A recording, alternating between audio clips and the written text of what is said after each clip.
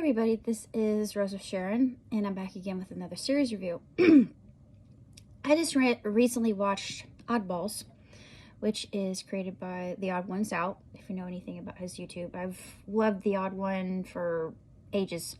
I've loved him, I've loved Jaden, Robert Ross. You get where I'm going with this. So I've been a huge Game Grumps fan for a long time. I mean, forever, ever since JonTron era, so that pretty well dates me. I went into this not really knowing what to expect, and I realized that the series really reminds me of Regular Show, if you've seen Regular Show. And the only thing I didn't care for, there's one episode where there was a character that used an air horn throughout, and it just, I don't know, but it got on my nerves. I'm like, what is it with some millennials and air horns? I know this makes me sound like some Xer that just doesn't get it, but the air horns to me are super annoying and unnecessary. But for me, the humor, it didn't really make that much sense. But I'm thinking, perhaps it's the concept of the old-fashioned clown with the bicycle horn, and maybe that's just a newfound version of the bicycle horn. Personally, I prefer the bicycle horn because I think the bicycle horn is funnier. Plus, it worked for Harpo Marx, so my hero. Anyways, not a fan of the newfangled bicycle horn. That's just a going theory I have on air horns, but I have no actual evidence to back my theory, so therefore it's all postulation. That being said, I'm not a fan of air horns. That was the only episode that it just was difficult for me to actually get through because it was more annoying than it was funny. But we start out with this whole concept of the first episode that I'm not going to discuss because it's a huge plot point, actually, that we learn later on when we are introduced to Echo, who comes from the future. And I really liked Echo. I thought Echo's design was really original, and well, it borrowed a lot from the Jetsons. It even had that little sound effect that I'm used to hearing from the Jetsons, which, you know, made me nostalgic. But I don't really have a lot to say about Oddballs. I thought it was a good series. Episode 5, the air horn one, could have been scrubbed. It felt kind of like filler to me, unfortunately. I just thought, why is this here? This is irritating. This is obnoxious. Not saying anything against the creator. I mean, I love the creator. He's one of my favorite YouTubers. But it was a little bit annoying. But I think my favorite episode is probably the last one because it revealed quite a few things. And I thought, now they have to have a second season because they left this on a cliffhanger. And if you really want a good series, no matter what the series, you end on a cliffhanger. It just keeps the fans coming back for more, like any good episodic serial would. But I went out for the first time to do a stream, and I did a little bit of light peeping, which was actually very fun.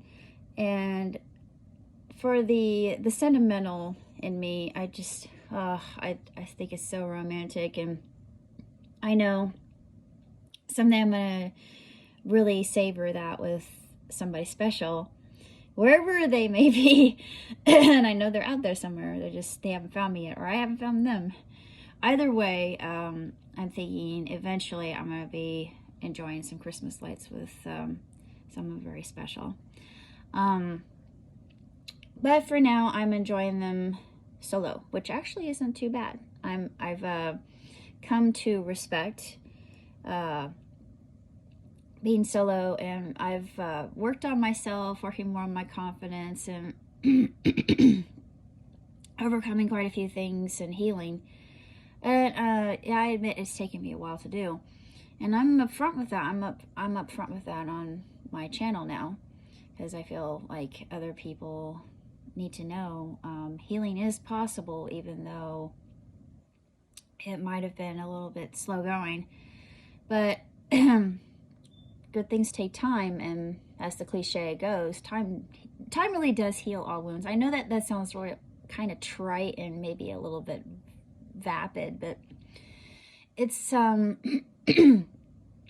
really not. There's so much truth in that. What else? Oh yeah, I need to watch the rest of Fire Force.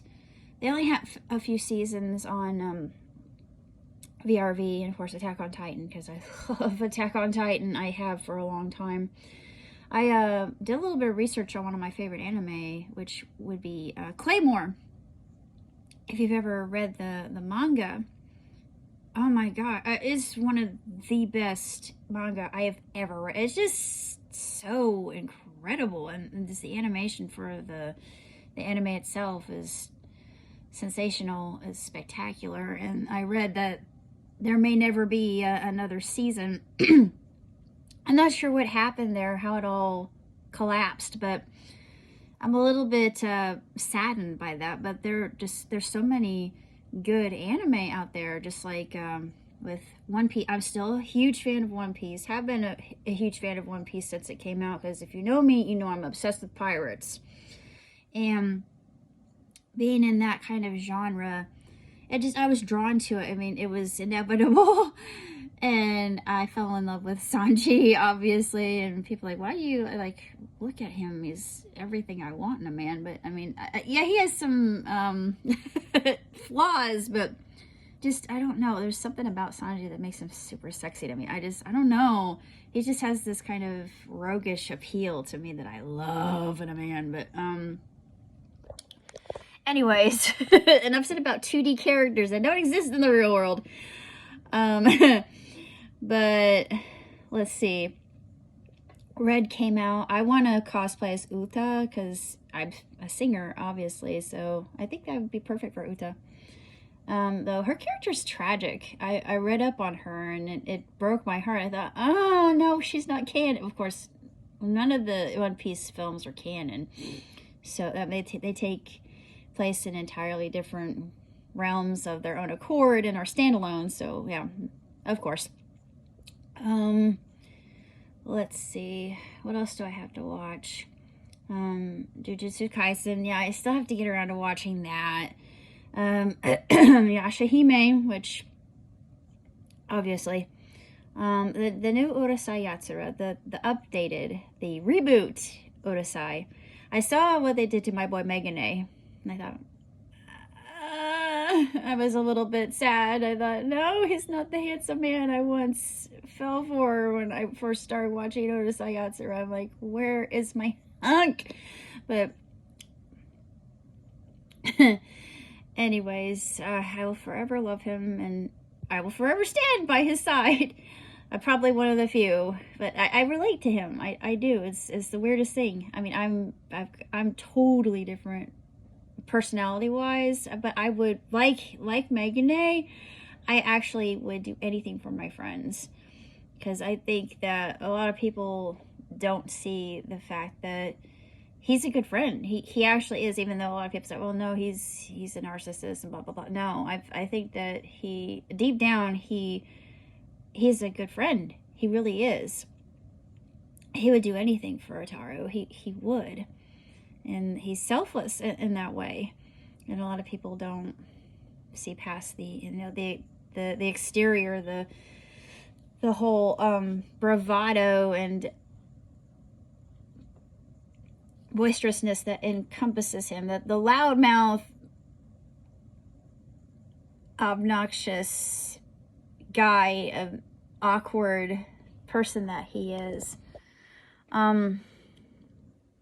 But he's a beta male. I mean, he just kind of stands in the background. He's the secondary character. He's a NPC, unfortunately. But there's so many different series out there, like Spy Family. I haven't seen, and I need to because I've heard so much good about it.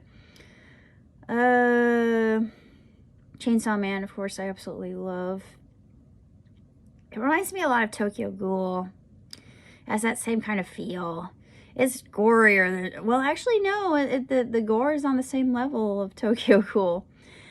I'm writing quite a few things, and I'm writing another script. It's a Christmas script called The Heirloom Ornament. Then I've got some other stories that I wrote in my journal that are being transcribed to my laptop. Let's see. Hopefully I'll be able to start doing things out in the studio, because studio has to be rearranged. But like I said, I did some light peeping, and that was streamed. But I don't have a lot to say, honestly. I'm glad that you've stuck around long enough to be my subscribers. It means a lot. Because way back when I was a tiny channel, I only had 240 some subscribers, which wasn't a lot. And at one point in time, I was that close to being monetized, even though YouTube was in its infancy. And I would have adored that. And I know it's going to take time, because things like this don't happen overnight. But I need more varied content, I guess. That's probably why I haven't gotten to where I want to be. But I'm going to stick with this. This is something that I decided to do not long after my mother died, because I felt like it was necessary. And it helped me cope, and it has helped me cope. And of course, my faith has helped me immensely. And I wouldn't be where I am today had it not been for my faith. And I'll just state that outright. And some people will understand, and other people won't. And I respect that. But that's how I've found my strength and sense of humor too, obviously. Let's see. Not much else to say, honestly, other than it's December, obviously. But looking forward to the holiday. I'm not sure when I'm going to do the holiday.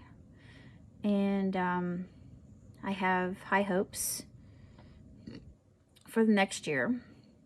And most likely I will be offering new content here. So stay tuned, and I will catch you on the flip. Till next time. Live long, prosper. Ciao, Tootsie.